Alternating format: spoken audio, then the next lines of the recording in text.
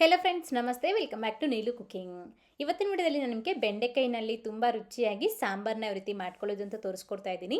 ಈ ವಿಧಾನದಲ್ಲಿ ಮಾಡಿ ನೋಡಿ, ನಮಗೆ ಅಂಟಂಟು ಬರ್ದಿರಾ ತುಂಬಾ ರುಚಿಯಾಗಿರುತ್ತೆ. ಬಿಸಿ ಮುದ್ದೆಗೆ ಆಗಿರ್ಬೋದು, ಅನ್ನಕ್ಕೆ ಆಗಲಿ ಸಖತ್ತಾಗಿರುತ್ತೆ. ಮತ್ತು ಬನ್ನಿ, ಹಾಗಾದರೆ ಲೇಟ್ ಮಾಡ್ತೀರಾ, ಈ ಬೆಂಡೆಕಾಯಿ ಸಾಂಬಾರನ್ನ ಯಾವ ರೀತಿ ಮಾಡ್ಕೊಳ್ಳೋದು ಅಂತ ತೋರಿಸ್ಕೊಡ್ತೀನಿ. ಫಸ್ಟಾಗಿ ನಾವು ಈ ಬೆಂಡೆಕಾಯಿ ಸಾಂಬಾರು ಮಾಡ್ಕೊಳ್ಳೋದಕ್ಕೋಸ್ಕರ ಬೆಂಡೆಕಾಯಿನ ಹುರ್ಕೋಬೇಕಾಗತ್ತೆ. ಹಾಗಾಗಿ ಒಂದು ಕಡಾಯಿನಲ್ಲಿ ಒಂದು 3 ಸ್ಪೂನ್ ಆಗುವಷ್ಟು ಎಣ್ಣೆ ಹಾಕ್ಕೊಂಡು ಅರ್ಧ ಕೆಜಿ ಆಗುವಷ್ಟು ಬೆಂಡೆಕಾಯಿನ ಚೆನ್ನಾಗಿ ತೊಳೆದು ನಂತರ ಒಂದು ಒಣ ಬಟ್ಟೆಯಲ್ಲಿ ಒರೆಸಿ, ಅದಾದಮೇಲೆ ಈ ಸೈಜ್ಗೆ ಬೆಂಡೆಕಾಯಿನ ಕಟ್ ಮಾಡಿಕೊಂಡು ಇದಕ್ಕೆ ಹಾಕ್ಕೊಂಡು ನಾವು ಇದನ್ನ ಹುರ್ಕೋಬೇಕಾಗತ್ತೆ. ಇದನ್ನ ಒಂದು ಕಡೆ ಈ ರೀತಿ ಹುರ್ಕೊಳ್ತಾ ಇರಿ, ಇನ್ನೊಂದು ಕಡೆ ನಾವು ಮಸಾಲೆಗೆ ರೆಡಿ ಮಾಡ್ಕೊಳ್ಳೋಣ. ಅದಕ್ಕೋಸ್ಕರ ನೀವು ಯಾವ ಪಾತ್ರೆಯಲ್ಲಿ ಬೆಂಡೆಕಾಯಿ ಸಾಂಬಾರು ಮಾಡ್ತೀರೋ ಆ ಪಾತ್ರೆನ ಗ್ಯಾಸ್ ಮೇಲೆ ಇಟ್ಕೊಂಡದ್ರಲ್ಲಿ ಒಂದು ಗೆಡ್ಡೆ ಆಗುವಷ್ಟು ಬೆಳ್ಳುಳ್ಳಿ, ಒಂದು ಅರ್ಧ ಈರುಳ್ಳಿ, ಅದೇ ರೀತಿ ಒಂದೆರಡು ಮೀಡಿಯಮ್ ಸೈಜೊಂದು ಟೊಮೊಟೊ ಹಣ್ಣು, 1 ಇಂಚ್ ಆಗುವಷ್ಟು ಚಕ್ಕೆ, ಅದೇ ರೀತಿ ಒಂದು 7-8 ಪೀಸ್ ಆಗುವಷ್ಟು ಲವಂಗಾನ ಹಾಕ್ಕೊಳ್ಳಿ ಮಸಾಲೆ ಫ್ಲೇವರ್ಗೋಸ್ಕರ. ಅದೇ ರೀತಿ ಒಂದು 4 ಬ್ಯಾಡಗೆ ಮೆಣಸಿನ್ಕಾಯಿನ ಹಾಕ್ಕೊಂಡು ಸ್ವಲ್ಪ ಟೊಮೊಟೊ ಹಣ್ಣು ಮೆತ್ತಗಾಗೋವರೆಗೂ ಹುರ್ಕೋಬೇಕಾಗತ್ತೆ. ಈ ಥರ ಟೊಮೊಟೊವನ್ನು ಸ್ವಲ್ಪ ಮೆತ್ತಗಾದ ನಂತರ ಒಂದು ಅರ್ಧ ಟೀ ಸ್ಪೂನ್ ಆಗುವಷ್ಟು ಜೀರಿಗೆ, ಅದೇ ರೀತಿ ಒಂದು ಅರ್ಧ ಹಿಡಿಯಾಗುವಷ್ಟು ಕೊತ್ತಂಬರಿ ಸೊಪ್ಪು, ಹಾಗೆ ಈ ರೀತಿ ಒಂದು ಅರ್ಧ ಚಿಪ್ಪಾಗುವಷ್ಟು ಹಸಿ ಕೊಬ್ಬರಿನ ಹಾಕ್ಕೊಂಡು ಚೆನ್ನಾಗಿ ಮಿಕ್ಸ್ ಮಾಡಿಕೊಂಡು ಗ್ಯಾಸ್ನ ಆಫ್ ಮಾಡ್ಕೊಂಬಿಡಿ. ಈಗ ಮತ್ತೆ ಇದಕ್ಕೇನೆ ಒಂದು ಸ್ವಲ್ಪ ಹುಣಸೆಹಣ್ಣು ಮತ್ತು ಒಂದು 2 ಸ್ಪೂನ್ ಆಗುವಷ್ಟು ಧನಿಯಾ ಪುಡಿ, ಒಂದು 2 ಸ್ಪೂನ್ ಆಗುವಷ್ಟು ಸಾಂಬಾರು ಪುಡಿನ ಹಾಕ್ಕೊಳ್ಳಿ, ಮನೇಲಿ ಮಾಡಿರುವಂತಹ ಸಾಂಬಾರು ಪುಡಿ. ಇದು ಇಲ್ಲಾಂದರೆ ನೀವು ನಾರ್ಮಲ್ ಖಾರದ ಪುಡಿನೂ ಸಹ ಯೂಸ್ ಮಾಡ್ಕೊಳ್ಬೋದು, ತೊಂದರೆ ಇಲ್ಲ.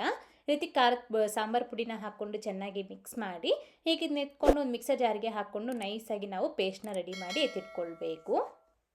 ಈಗ ನಮಗೆ ಮಸಾಲೆ ರೆಡಿಯಾಗಿದೆ. ಇಷ್ಟರಲ್ಲಿ ಇನ್ನೊಂದು ಕಡೆ ನಾವು ಹುರ್ಕೊಳ್ತಾ ಇರೋ ಬೆಂಡೆಕಾಯಿ ಕೂಡ ಚೆನ್ನಾಗಿ ಡ್ರೈ ಆಗಿರುತ್ತೆ.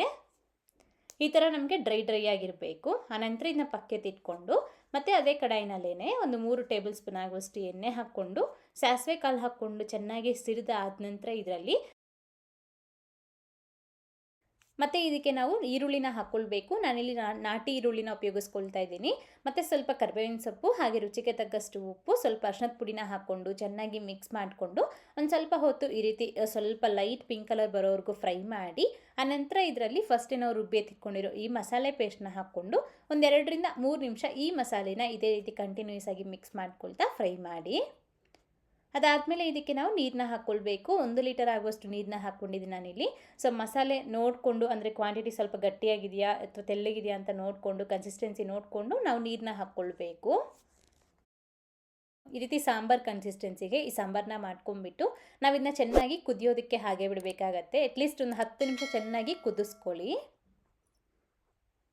ಒಂದು ಸತಿ ಕುದಿಯೋಕ್ಕೆ ಶುರು ಆಗಿದ ನಂತರ ಟೇಸ್ಟ್ ನೋಡಿಕೊಂಡು ಉಪ್ಪು ಅಥವಾ ಖಾರ ಏನಾದರೂ ಕಡಿಮೆ ಅಂತ ಅನಿಸಿದ್ರೆ ಈಗ ಹಾಕ್ಕೊಂಡು ಅಡ್ಜಸ್ಟ್ ಮಾಡ್ಕೊಳ್ಬೋದು. ನೀವು ಇದೇ ಸ್ಟೇಜ್ನಲ್ಲಿ ಬೇಕು ಅಂತಂದರೆ ಒಂದು ಪೀಸ್ ಆಗುವಷ್ಟು ಬೆಲ್ಲ ಕೂಡ ಬೇಕಿದ್ರೆ ಹಾಕ್ಕೊಳ್ಬೋದು, ಇನ್ನೂ ಚೆನ್ನಾಗಾಗುತ್ತೆ.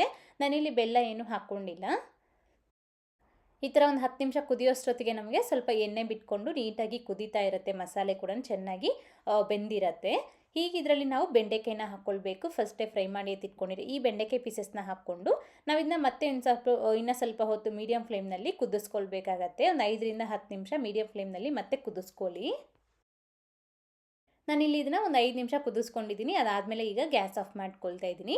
ನೋಡಿ, ನಮಗೆ ಸಾಂಬಾರು ಅನ್ನೋದು ಒಂದು ಒಳ್ಳೆ ಪರ್ಫೆಕ್ಟ್ ಕನ್ಸಿಸ್ಟೆನ್ಸಿಗೆ ಇದೆ. ಬಿಸಿ ಮುದ್ದೆಗೆ ಆಗಿರ್ಬೋದು ಅಥವಾ ಅನ್ನಕ್ಕೆ ಆಗಿರ್ಬೋದು ತುಂಬ ಚೆನ್ನಾಗಿರುತ್ತೆ. ನೀವು ಸಹ ಈ ರೀತಿ ಬೆಂಡೆಕಾಯಿ ಸಾಂಬಾರನ್ನ ಟ್ರೈ ಮಾಡಿ ನೋಡಿ.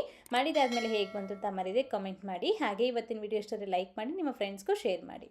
Thank you. Keep watching Neelu cooking.